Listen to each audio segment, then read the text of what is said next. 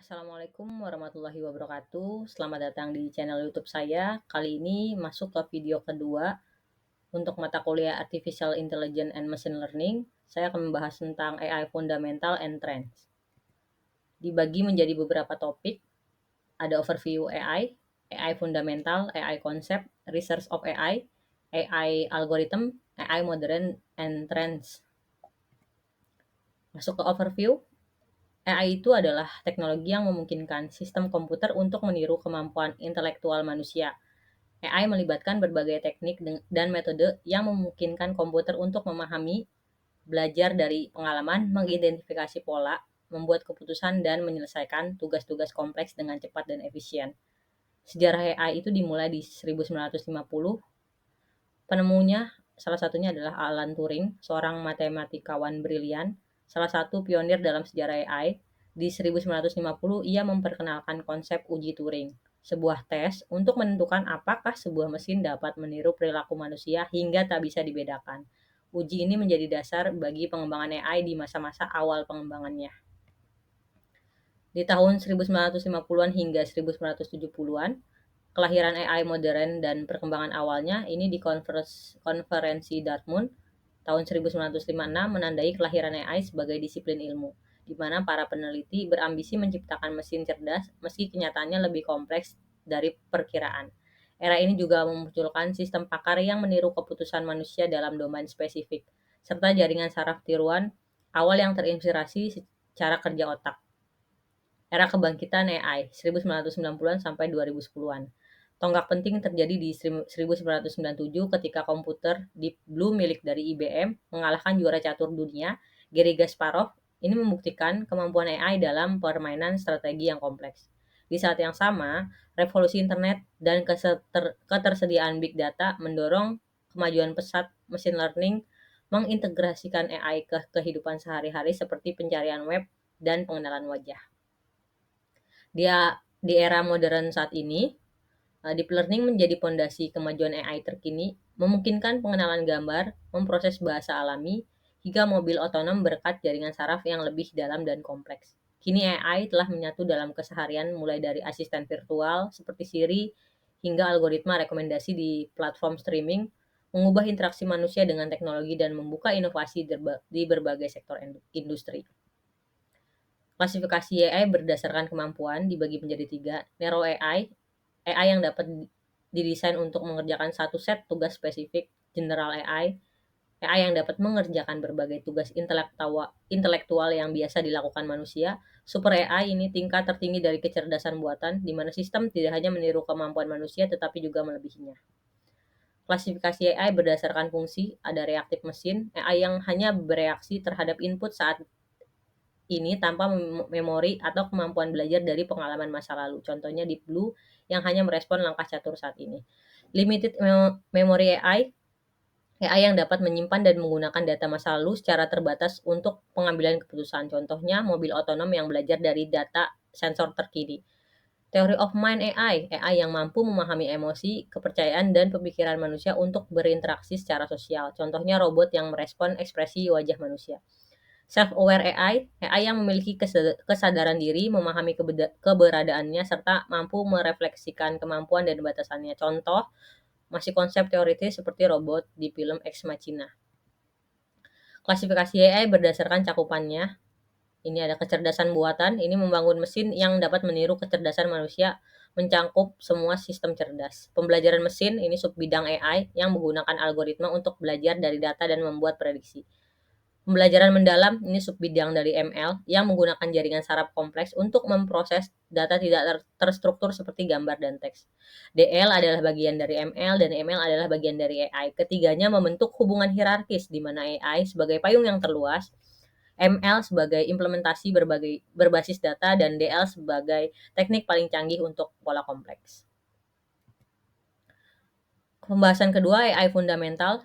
Di sini ada problem solving approach, dibagi menjadi 3, ada search algorithm, knowledge representation, dan reasoning. Search algorithm dibagi menjadi 3, ada breadth first, ini menelusuri semua kemungkinan di tingkat saat ini sebelum bergerak lebih dalam, cocok untuk mencari jalur terpendek. Deep first, menelusuri satu jalur sampai paling dalam dulu sebelum mencoba jalur lain. A-Star. Ini mencari rute tercepat dengan mempertimbangkan jarak yang sudah ditempuh dan perkiraan jarak menuju tujuan. Knowledge representation dibagi menjadi 3, ada aturan, ini menggunakan logika jika dan maka seperti dalam sistem pakar. Frame, ini struktur data yang menyimpan informasi tentang suatu objek beserta sifat-sifatnya, lalu jaringan semantik, diagram yang menunjukkan hubungan bermakna antar konsep. Lalu reasoning, ini adalah ada 3, deduktif, induktif, dan abduktif. Deduktif ini berkesimpulan dari hal umum ke kasus khusus. Induktif itu membuat kesimpulan umum berdasarkan contoh-contoh khusus, dan abduktif itu adalah menebak penjelasan paling masuk akal dari bukti yang ada. AI fundamental di learning paradigma ini adalah supervised learning, ini klasifikasi mengelompokkan data ke dalam kategori tertentu, regresi memprediksi nilai numerik berdasarkan pola data. Lalu ada unsupervised learning, clustering ini mengelompokkan data secara otomatis berdasarkan kemiripan, reduksi dimensi ini menyederhanakan data kompleks dengan menjaga informasi penting. Lalu ada reinforcement learning, ini agent, program yang belajar dari interaksi dengan lingkungannya. Environment adalah dunia tempat agent beroperasi dan belajar. Reward system adalah umpan balik yang membimbing proses belajar agent. Lalu AI fundamental di K-terminologi itu ada agent, ini program mandiri yang belajar dan mengambil keputusan sendiri untuk mencapai tujuan. Lingkungan ini adalah dunia tempat agent beroperasi dan belajar dari interaksinya. Persepsi adalah kemampuan agent untuk memahami lingkungan sekitarnya melalui sensor, lalu tindakan adalah keputusan yang diambil agent yang memengaruhi keadaan lingkungan. Pembahasan ketiga mengenai AI konsep. Ini ada computational intelligence, ini ada AI symbol, list, AI yang menggunakan logika dan aturan jelas untuk berpikir seperti sistem pakar yang mendiagnosis penyakit berdasarkan aturan jika dan maka. AI koneksionis, ini AI yang terinspirasi cara kerja otak manusia menggunakan jaringan saraf tiruan untuk belajar pola dari data, seperti untuk pengenalan gambar. Lalu ada AI evolusioner, ini AI yang meniru proses evolusi alam dengan cara pertama, algoritma genetika ini mengembangkan solusi optimal melalui proses seperti seleksi alam. Lalu ada kecerdasan kawanan, ini meniru perilaku kelompok hewan seperti kawanan burung untuk memecahkan masalah. AI konsep di AI arsitekturnya itu ada sistem pakar, program komputer yang menggunakan kumpulan aturan jika dan maka dari ahli manusia untuk mengambil keputusan di bidang tertentu, seperti sistem yang mendiagnosis penyakit dengan meniru cara berpikir dokter. Lalu ada sistem hybridnya, ini gabungan dari berbagai teknik AI seperti aturan pakai dan jaringan saraf untuk saling melengkapi kelebihan dan mengatasi kelemahan masing-masing metode. Contoh sistem diagnosa yang lebih akurat dan memadukan aturan medis dan pola data. Lalu konsep yang terakhir itu ada intelligent measure, ini ada Turing test. Tes untuk mengukur kecerdasan mesin dengan cara melihat apakah manusia bisa membedakan antara respon mesin dan manusia dalam percakapan tertutup. Lalu ada Chinese Room, eksperimen pemikiran yang mempertanyakan apakah mesin yang hanya memproses simbol tanpa benar-benar memahami maknanya bisa disebut cerdas. Lalu ada performance metric, cara mengukur kinerja sistem AI menggunakan angka seperti akurasi, ini persentase prediksi yang benar, dan metrik lainnya untuk mengevaluasi seberapa baik AI bekerja. Pembahasan keempat mengenai research of AI, ada AI explainable, ini membuat AI lebih transparan sehingga manusia dapat memahami bagaimana keputusan diambil, khususnya untuk aplikasi penting seperti kesehatan dan keuangan. Ada research mengenai etika AI, ini memastikan AI beroperasi secara adil, tanpa bias, dan bertanggung jawab untuk mencegah diskriminasi dari sistem seperti perekrutan karyawan. Lalu ada research AI kuantum, memanfaatkan komputer kuantum untuk mempercepat proses pembelajaran mesin dan menyelesaikan masalah yang sangat kompleks. Terakhir ada komputasi neuromorphic, ini membangun perangkat keras yang meniru cara kerja otak manusia agar lebih hemat energi dan cepat dalam memproses data. Lalu ada research institutionnya, ini ada lembaga global. MIT Cell, ini ada komputer adalah penelitian terdepan dalam computer vision, memproses bahasa alami dan robotika. Stanford AI Lab ini pelopor dalam pembelajaran mesin dan AI untuk kesehatan. Lalu pemimpin AI saat ini ada DeepMind, ini pengembang AlphaGo dan AlphaFold yang merevolusi game AI dan prediksi protein dengan akurat, yang membantu ilmuwan memahami penyakit dan pengembangan obat baru. OpenAI ini pencipta GPT series dan DALL-E, model AI yang menghasilkan gambar dari deskripsi teks. Lalu lembaga penelitian di Indonesia ada ITB AI Research, ini fokus pada AI untuk bahasa daerah, vintage, dan energi terbarukan. UI Machine Learning adalah berkontribusi dalam AI kesehatan dan computer vision untuk smart city. BRIN AI ini mengembangkan AI untuk biodiversitas, pertanian, dan kebencanaan. Lalu ada Key Conference and Journal-nya AI, ada konferensi internasionalnya ICML New York Peace, ini konferensi utama untuk pembelajaran mesin dan deep learning yang memamerkan terobosan terbaru. Lalu ada AAAI, NEIGCA, ini konferensi terkemuka untuk AI umum yang mencakup berbagai bidang seperti penalaran dan perencanaan. Jurnal internasionalnya ada Nature Machine Intelligence, ini jurnal prestisius yang menerbitkan penelitian terbaik dalam AI. AI Magazine ini adalah jurnal yang membahas perkembangan terkini dan aplikasi praktis AI. Lalu publikasinya di Indonesia atau jurnalnya itu ada IGCCS, ini jurnal komputing Indonesia yang memuat penelitian dan sistem cybernetik. Lalu ada Journal of ICT Research, ini jurnal TI Indonesia yang fokus pada penerapan AI sesuai kebutuhan lokal.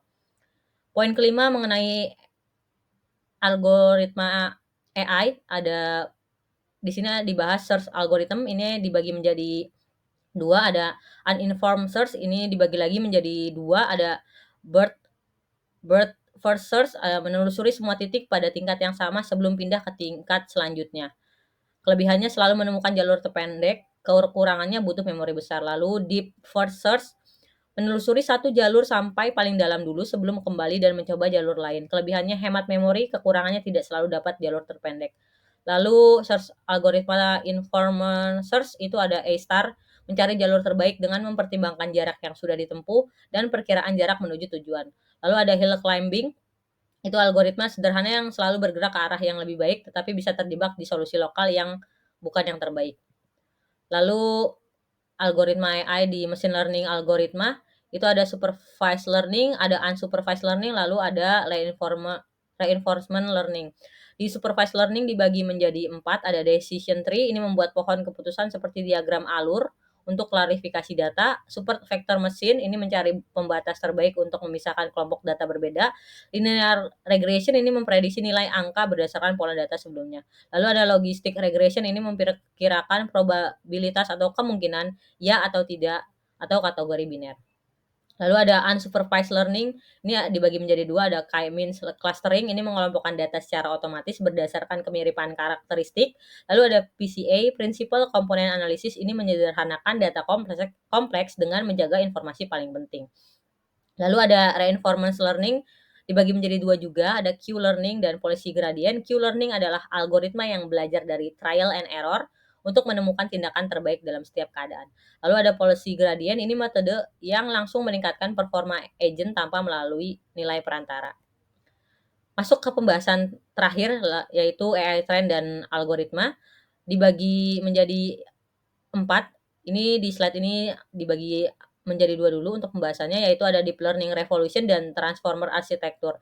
Di deep learning revolution itu dibagi menjadi 2, ada CNN, yaitu convolutional neural network atau jaringan saraf khusus untuk memproses gambar, mampu mengenali pola visual seperti bentuk dan tekstur, digunakan untuk pengenalan gambar dan diagnosis medis.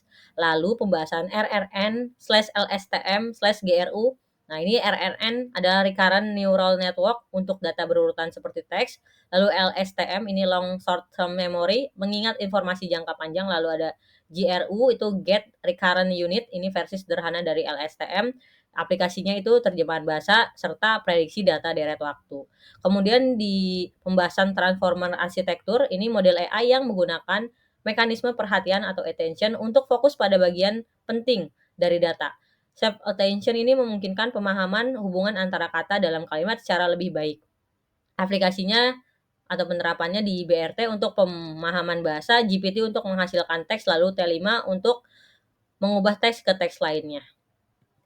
Lalu masuk ke pembahasan tren generatif AI. Ini ada GANs, ini Generative Adversarial Network, terdiri dari generator yang membuat data palsu dan diskriminator yang membedakan data asli atau palsu. Berkompetisi hingga generator bisa menghasilkan data yang realistis. Diffusion Model, ini AI yang belajar membuat gambar dengan cara, pertama, mengacak-acak gambar asli menjadi noise, ya, lalu belajar mengembalikan noise tersebut menjadi gambar yang utuh, hasilnya lebih baik dan stabil dibanding GANs. Lalu ada Large Language Model, ini dibagi menjadi 3, ada GPT series, BRT, dan ChatGPT. GPT series adalah model bahasa yang memprediksi kata berikutnya secara berurutan untuk menghasilkan teks yang koheren seperti menulis artikel atau percakapan. Lalu BRT itu ada model yang memahami makna kata dengan menganalisis konteks dari kedua arah untuk tugas pemahaman bahasa seperti menjawab pertanyaan. ChatGPT ini adalah versi GPT yang dilatih khusus untuk percakapan menggunakan feedback manusia sehingga lebih aman, natural, dan mengikuti instruksi manusia. Ya, ChatGPT itu banyak ya digunakan di zaman yang sekarang. Lalu ada AI multimodal, ini yang saat ini lagi tren di dunia lokal maupun internasional. Ini adalah AI yang untuk memahami berbagai jenis data sekaligus, teks, gambar, suara dalam satu model. Mirip seperti manusia yang menggunakan banyak indera ya. Kita bisa pakai mata, telinga, ya dan juga mulut ya untuk mengindra. Nah, contoh aplikasinya itu ada GPT for Fashion, ini bisa menganalisis gambar sambil memahami perintah dari teksnya. Terus DALL-E ini adalah hasilkan gambar dari deskripsi yang ditulis. Kemudian ada View Short Learning atau View Short Learning, itu adalah AI yang bisa belajar tugas baru hanya dengan beberapa contoh, tidak perlu data dalam jumlah besar seperti metode yang biasa. Contoh penerapannya di GPT-3 yang bisa memahami tugas baru cukup dengan diberi beberapa contoh dalam perintah. Lalu ada Federated Learning, ini adalah cara melatih AI tanpa mengumpulkan data pengguna di server pusat. Data tetap di perangkat pengguna seperti smartphone, hanya update model yang dikirim ke server. Manfaatnya dan contohnya itu adalah Google menggunakan teknik ini untuk keyboard pintar tanpa melihat apa yang diketik menggunakan sehingga privasi terjaga. Lalu ada Edge AI yang berjalan langsung di perangkat seperti smartphone atau kamera tanpa perlu koneksi internet. Data diproses secara lokal sehingga lebih cepat dan aman. Contoh penerapannya itu ada di asisten virtual offline di ponsel, deteksi wajah pada CCTV lokal, serta mobil otonom yang memproses data sensor langsung. Ya, sekian untuk pembahasan tentang video kedua mengenai AI dan trennya. Semoga dapat bermanfaat. Saya tutup. Wassalamualaikum warahmatullahi wabarakatuh.